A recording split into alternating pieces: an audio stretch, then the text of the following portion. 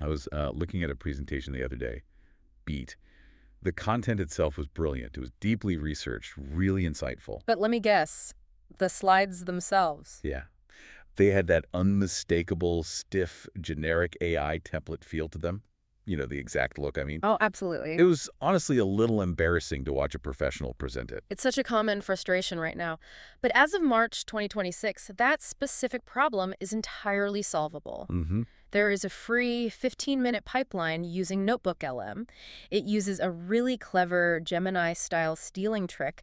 You can actually build designer-grade, completely accurate decks without ever opening Photoshop. Welcome to today's deep dive. We are thrilled to have you here with us. Today, we're exploring a comprehensive 2026 design guide. It's a game changer. It really is. Our mission for this deep dive is to transform NotebookLM. We want to take it from a simple document summarizer into a full-blown, professional multimedia engine. Spot on. We're looking at a complete workflow shift today. It's about moving from settling for what the machine gives you. To demanding exactly what you want. Exactly. We have a lot of fascinating ground to cover for you today. First, we're going to look at why source grounding beats those standalone chatbots. That's a huge one. Then, we'll explore the detailed setting mistake that almost every new user makes. Yep. After that, we'll break down that Gemini style stealing trick piece by piece. We will also cover a completely free watermark workaround. A very necessary workaround. Right. And finally, we'll dive deep into 3 massive new 2026 features: deep research, single-slide revision, and data tables. Beat. Okay, let's unpack this. Let's do it. I'm excited for this one. So the core problem that nobody really talks about out loud is NotebookLM's default design aesthetic. It's bad. They've always felt like unmistakable AI templates. You get these random color palettes, the layouts are rigid. Yeah, If you put 10 different decks side by side, they essentially look identical. they do. Now, for internal notes or studying, that is perfectly fine. But for a high-stakes client pitch, It's just embarrassing. It signals a complete lack of effort to the client. what's fascinating here is why we even bother using NotebookLM in the first place. I mean, if the default designs are so lackluster. Right. And the answer comes down to one absolute non-negotiable trait: source fidelity. Mm-hmm. If you use a slick, dedicated presentation AI like Canva or Gamma, or even if you just ask ChatGPT to make you a deck, you are taking a massive risk. You are. NotebookLM guarantees that its outputs are strictly, fundamentally based only on the material you provided. It prioritizes absolute reliability over creative expansion. Well, I think that's the core difference you need to understand. It stays locked inside the walls of your own materials. Precisely. And in 2026, NotebookLM boasts a 1 million token context window. That's massive. It is. On the Pro plans, it can actually reason across up to 300 distinct sources simultaneously. Let's pause on that for a second. For listeners who aren't constantly in the AI weeds, what does a 1 million token context window actually look like in practice? Think of it as the AI's short-term memory. 1 million tokens is roughly equivalent to handing the AI 10 full-length, dense textbooks, or maybe hundreds of financial reports, Wow. and having it hold every single word perfectly in its mind at the exact same time. It is a staggering volume of information. It really is. And in the professional world of 2026, AI trust is the biggest currency we have. We simply cannot afford hallucinations when money is on the line. Let's define that term briefly. Hallucinations happen when AI constantly invents fake facts, not in your sources. Beat. It's a massive, massive liability for any professional. It's the quickest way to lose a client forever. Yeah. NotebookLM's strict constraint prevents that from happening. It simply won't wander off topic or invent a statistic just to make a slide look more complete. This brings up an interesting philosophical point about the tools we use. Why do strict constraints actually breed better professional outputs in these AI systems? Because freedom in an AI model often leads to fabrication. When you restrict an AI to only the hard data provided, you remove its need to guess. You remove its need to please you with novelty. The system focuses all of its compute power entirely on synthesis, connection, and structure, rather than invention. You get a perfectly factual foundation every single time. Strict constraints force the AI to build facts, not fictions. You hit the nail on the head. Let's transition over to the default workflow.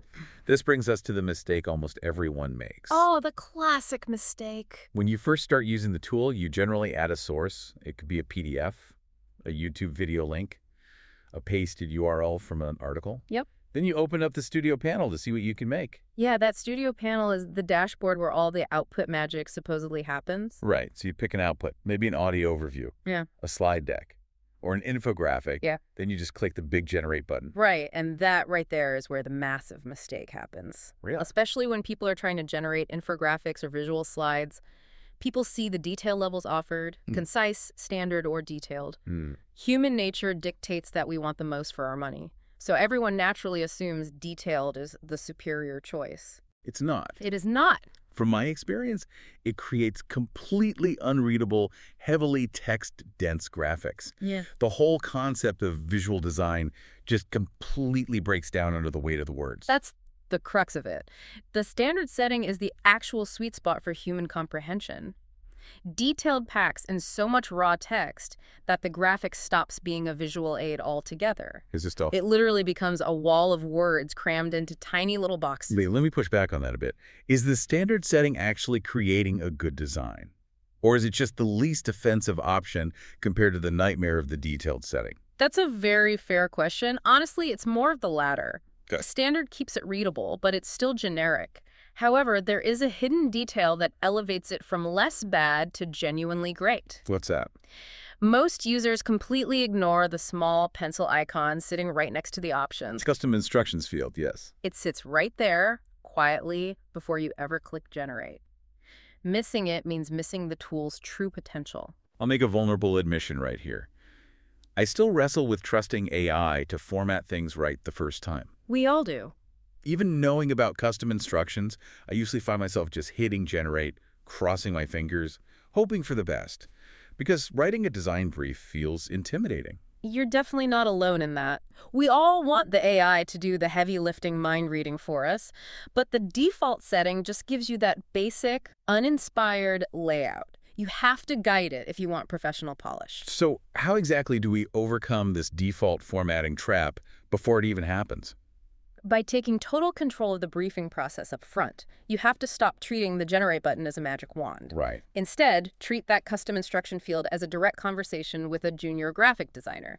You have to give it explicit, detailed aesthetic rules before it starts working. Stop clicking blindly and brief the AI like a human designer first. Exactly right. Which leads us perfectly to the actual solution of how to write that brief. This changes everything. We are talking about the Gemini Style-Stealing Trick. The best trick out there. And the best part is, it's entirely free. It completely bypasses those robotic default styles we've been complaining about. This is the absolute core workflow of the 2026 design guide we're exploring. It is brilliant in its simplicity because it relies on connecting two different tools. We break it down into 3 distinct steps. Okay, let's walk through them. Walk me through step 1. Step 1 is purely human. Find a style you actually like. Okay. Go to Google Images, or Pinterest, or Behance. Search for visual languages. You might type in minimal presentation slide design or flat vector infographic style. Let me jump in. For those unfamiliar, flat vector infographic style just means those clean 2D graphics without shadows or realistic textures. Exactly. Very modern, very clean. The key here is you are not looking for your specific topic. What do you mean? If you're doing a deck on supply chain logistics, don't search for supply chain slides. You are looking purely for an aesthetic vibe. You're looking for colors, typography, layout, white space. Once you find a slide that looks like a high-end agency produced it, save that image. Okay, so now I have a downloaded reference image sitting on my desktop. What's step 2? Step 2 is where the translation happens. You upload that image to the completely free version of Gemini. You ask the AI to act as an expert graphic designer and analyze the image. You literally tell it to break down the visual language. And it can do that. Beautifully. Gemini will look at the image and describe the layout structure. It will define the visual hierarchy, the specific hex codes for the colors, the typography pairings, the icon treatment. Wow. It gives you a highly detailed technical paragraph of design instructions. It takes an intangible vibe and translates it into strict technical instructions. Precisely. Which brings us to step 3. You take that incredibly detailed Gemini description, you copy it, and you paste it directly into NotebookLM's custom instructions field. That little ignored pencil icon we talked about earlier. That's the one. You paste it there before you ever click generate. So the AI now has a rigorous professional design brief to follow. Right. And the difference is night and day. Suddenly, the colors match your high-end reference. The layout feels intentional. breathing with proper white space. It actually looks human. It actually looks like a human designer planned it. The content stays 100% accurate to your sources, but the professionalism jump is massive. There is another really cool detail from the guide to include here regarding audience targeting. Yes, I love this part. When you choose to generate a slide deck, you can pick between presenter slides or a detailed deck. Yeah, that's a crucial distinction. Presenter slides are meant to be highly visual, very low text, designed to be spoken over. Right. Detailed decks are meant for a standalone reading, like something you'd email to a boss to read on their own time. But the real magic happens when you tune the prompt in those custom instructions. You can add a specific line detailing who the audience actually is. You can say, this is for complete beginners, or this is for C-suite executives. It is remarkably intuitive. If you tell the instructions the audience is beginners, the AI automatically simplifies the jargon on the slides. It uses more analogies. And for executives. If you say it's for executives, it strips out the fluff. It focuses heavily on key metrics, ROI, and actionable outcomes.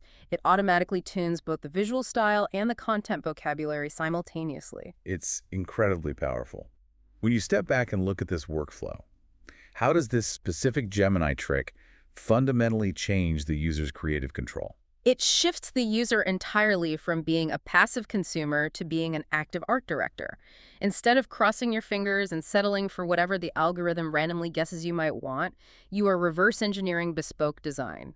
You dictate the exact visual and tonal parameters before the machine does a single second of work. We transform from passive consumers into active, commanding art directors. Spot on. Now, even with a beautiful, bespoke design, there's a glaring issue that ruins the illusion of a premium deck, isn't there? Oh, the watermark. That inescapable NotebookLM watermark at the bottom of every single slide. Yeah, it literally says NotebookLM stamped on the bottom right.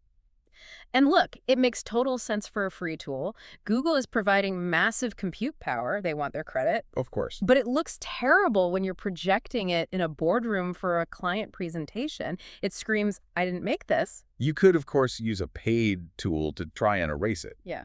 But the guide provides a completely free workaround. Before we get into the steps, why are PDFs so notoriously tricky to edit in the first place? Why can't I just click it and hit delete? Because the PDF format flattens elements. It takes your text, your background colors, your images, and that watermark, and it compresses them all into a single, uneditable visual layer. It's like trying to unbake a cake to get the flour back. That is a perfect analogy. You simply cannot separate the layers easily once it's baked into a PDF. So here is the free, somewhat clever workaround. Okay, let's hear it. First, you export your finished NotebookLM deck as a PDF. Second, you use a free online file converter. Sites like I Love PDF or Small PDF work beautifully for this. You run that PDF through the converter to change it into a standard PowerPoint file, a .ppt-x. Okay, so the converter is basically ripping the flat image back into structural elements. Exactly. Third, you take that new PowerPoint file and you import it directly into Google Slides or Apple Keynote or whatever you use. Right. Because the file was structurally converted, the watermark is no longer baked into a flat layer. It has been isolated into a selectable text box. You simply click it, hit delete, and repeat that across your slides. I've tried this, and it takes maybe 2-3 minutes tops. And crucially, it requires 0 paid subscriptions or premium software licenses. But I have to play devil's advocate. It is a bit of a multi-step process. Right. Why is accepting the friction of manual formatting worth it compared to just buying a premium AI tool that doesn't watermark in the first place? 2 reasons. First, mastering these workarounds builds a much deeper intuitive understanding of file architecture and how these systems actually interact. That makes sense. But second, and more importantly, subscription fatigue is incredibly real right now. Taking a 2-minute manual detour saves you recurring monthly costs while delivering the exact same premium, unbranded, agency-quality result. A few manual clicks easily beat endless monthly software subscription fees. I couldn't agree more. Sponsor.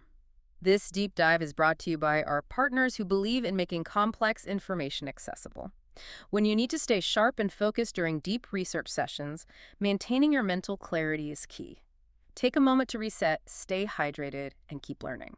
Now, back to the deep dive. All right, we are back. We're moving into the final piece of the puzzle. This is where things get really futuristic. The fun stuff. The guide details 3 newly shipped features in 2026. These are what turn NotebookLM from a really cool toy into a serious, heavy-duty professional workflow. These three features are absolute game changers for anyone dealing with knowledge work. Feature number one is called Deep Research. It completely automates the most painful part of the job, the gathering phase. Usually, doing deep research means having 20 tabs open. At least. You're copy-pasting quotes into a messy Word doc, losing track of links, spending hours just reading before you ever start synthesizing. Deep Research entirely removes that bottleneck. Here's how it works. You type your broad topic into the prompt. You select the Deep Research toggle. Okay. The AI immediately pauses and actually plans a comprehensive research strategy. It decides on its own which angles to cover, which counter-arguments to look for, and it formulates specific search queries. Wow. Then it just runs in the background. It scrapes reputable websites. It pulls code documentation from GitHub. It reads nuanced discussions on Reddit threads. It scans peer-reviewed research papers. Whoa.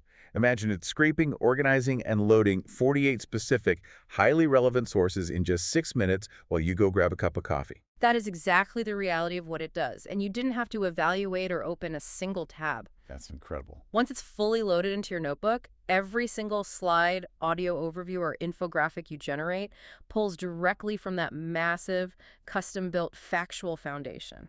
That is staggering to think about. What about feature 2? Feature 2 is single-slide revision. This solves a massive UI headache. In the past, if you generated a beautiful 20-slide deck, but slide number 14 had the wrong emphasis, you had to change your prompt and regenerate the entire deck. Oh, I remember that. You'd lose all the manual tweaks you made to the other 19 slides. It was incredibly frustrating. You'd fix one problem and create 3 new ones. It made people abandon the tool. Now they've fixed it. You just click the little revise icon on one specific slide, you type in what you want to change, maybe make this bullet point punchier, or focus more on Q3 revenue. And it just fixes that one slide. It updates just that single slide. Everything else in the deck stays perfectly intact. And a huge bonus detail here, direct PowerPoint downloads are now a built-in option in some regions, bypassing that PDF workaround we talked about entirely if you're lucky enough to have the update. That is going to save thousands of hours collectively. And what is the third feature? Data tables. Honestly, for analytical workers, this is the most massive update of all. It extracts unstructured, messy sources directly into beautifully structured Google Sheets. Give me a real-world scenario. How does that work in practice? Let's say you just finished a grueling 2-hour Q3 earnings call. You have the raw, messy transcript. People are talking over each other, trailing off, changing subjects. A typical meeting. Exactly. You upload that chaotic text file to NotebookLM. You select the data table output. You tell it, I want columns for action items, the owner of that item, the priority level, and the deadline. NotebookLM reads the messy crosstalk. It understands the context. And it builds a pristine spreadsheet extracting exactly those data points. You literally just click export to Google Sheets, and you're done. It turns unstructured human chaos into structured, actionable data. Looking at the sheer power of this, how does this level of automated research and structuring fundamentally change a professional's daily routine? It entirely removes the friction of discovery and organization. Professionals can now spend 90% of their time actually analyzing the data, applying insights, and making strategic decisions. Rather than manually hunting for citations and formatting raw text, it flips the ratio of busy work to deep work. We finally stop hunting for data and start actually applying insights. Exactly. It is a total paradigm shift in how we work. Okay. Beat. So what does this all mean when we put it together? It means the holy grail of the 15-minute pipeline is real and accessible right now. You start with gathering your foundation using the deep research feature. You find a visual style you love on Pinterest or Behance. You extract that style's DNA using Gemini. You generate the deck in NotebookLM using those custom instructions. You refine the nuances with single-slide revision. And finally, you export it and clean up the watermark. From a blank page to a boardroom-ready presentation in 15 minutes, start to finish. Yes. And the core lesson here, looking at the industry, is about market competition. Tools that people currently pay $20, $30 a month for are being aggressively outcompeted by a free workflow using Google products. Why do you think that is? Because ultimately, reliable, source-grounded information is far more valuable to a business than unverified visual polish. And this is exactly why you, the listener, should care about this right now. The gap between professionals who know how to command these automated workflows and those who are still doing it manually is widening rapidly. You don't need to wait. You can start today. Just open NotebookLM, drop in a topic you're working on, and run deep research just to see what it finds. If we connect this to the bigger picture, mastering AI in 2026 isn't about throwing money at the most expensive premium tool on the market. It's about creatively and intelligently combining free ones. It's about knowing how to link the creative vision of Gemini with the strict, unyielding factual constraints of NotebookLM. It's about mastering the workflow, not just buying the software. I want to leave you with a final, slightly philosophical thought to mull over. We are now looking at a system that can flawlessly mimic bespoke human design. It can automate hours of dense, complex, nuanced research in under 15 minutes. It builds the slides. It organizes the chaotic data into perfect spreadsheets. Beat. So if the AI handles all the research, all the synthesis, and all the design practically instantly, what exactly becomes the unique, irreplaceable value of the human presenter standing in front of those slides? Wow. Out T-row music.